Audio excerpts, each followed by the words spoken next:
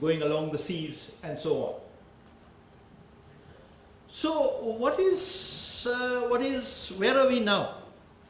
So I have taken you through a long stretch of history where we had high levels of connectivity when this was one of the most powerful centers of the world economy, the Bay of Bengal region. Then how it goes into decline, particularly after the Second World War, and now that it appears to be coming back. And critical to coming back, one of the most important factors is this. According to the IMF projections made in April of 2016, these are the 10 fastest growing economies in the world. Now if you look at the 10 fastest growing economies in the world, according to IMF projections, number 1 is Myanmar, part of BIMSTEC, a littoral state of the Bay of Bengal. Number 2 is Côte d'Ivoire in Africa. Number 3 is Bhutan, a small economy of 700,000 people, but nevertheless a member of BIMSTEC, part of the Bay of Bengal system. Number 4 is India. Of course, everybody talks about India's growth rates, the enormity of this for the world economy. Number 5 is Laos. Number 7 is Cambodia. Again, countries that are very proximate to the Bay of Bengal. And number 9 is again a littoral state of the Bay of Bengal, Bangladesh. So you can see that this is the main driver of the increasing connectivity in the region. So that means that these countries, these economies, like Thailand has already been for many years, being connected to global and regional value chains. Bangladesh is now connected to apparel value chains. Myanmar will get connected. Sri Lanka is working hard to further develop its connections with global value chains. So all this means that we need more connectivity, because you cannot be part of a value chain without connectivity. You need more cables, you need lower latency in your telecommunications, you need air travel, you need air freight, you need effective, efficient ports, and you need lots of shipping connections. Then we have China's interests. As we know, China has experienced 7+ or 6+ growth rate for many, many years, which has transformed their economy, taken millions and millions of people out of poverty. And part of that is that there's a huge demand, great emphasis being placed on their transportation security, their energy sources.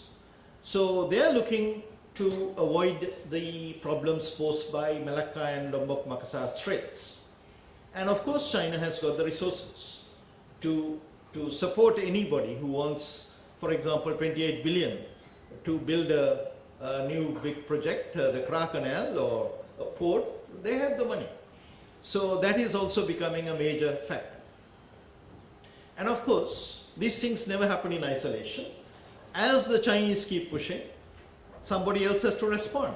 So now we have investments by Japan being stepped up, and India getting energized, and so on. So this is, depending on the perspective that you take, these are good things or bad things. In my opinion, these are all good.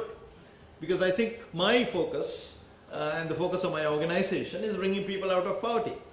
Nationality does not really matter to us. Strategic matters are merely instruments. The important thing is we have to take people out of poverty. In order to take people out of poverty, this region must develop. This region will develop if we develop connectivity.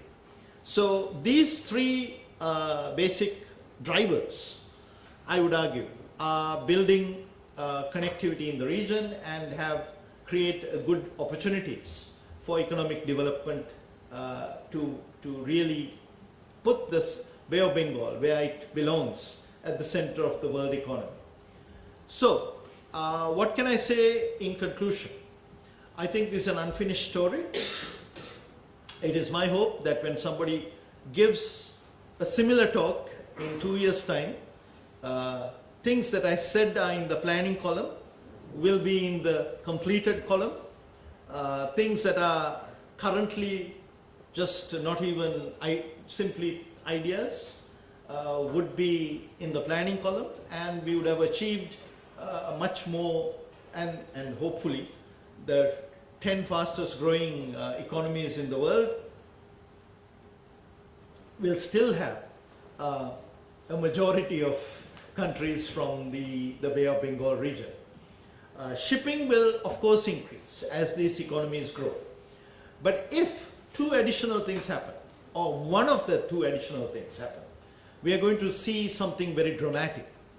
That is, if Myanmar and China, and Daw Aung San Suu Kyi is, I think, has just returned from China after her first major visit.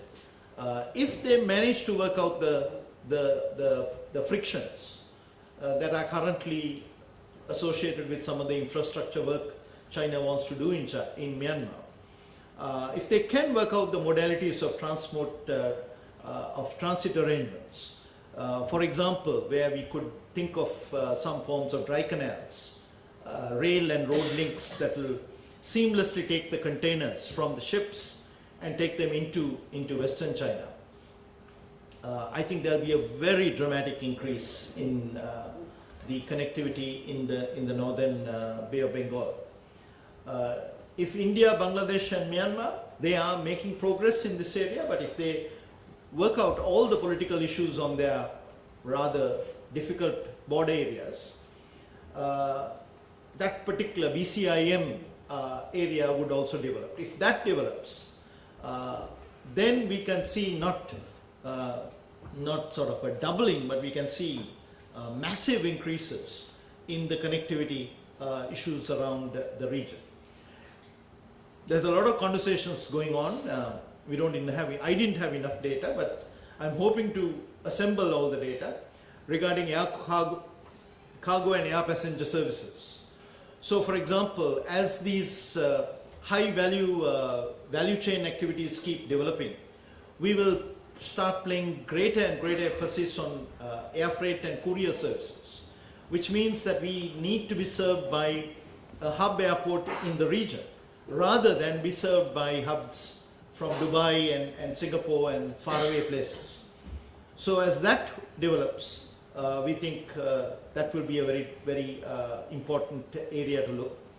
And then of course, as the service industries develop, and the value chains, which are integral, where in the value chains you don't have only goods moving, but goods as well as services, the data flows and the importance of international connectivity will also increase.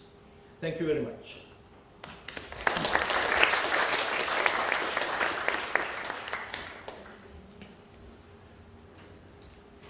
Thank you, Professor.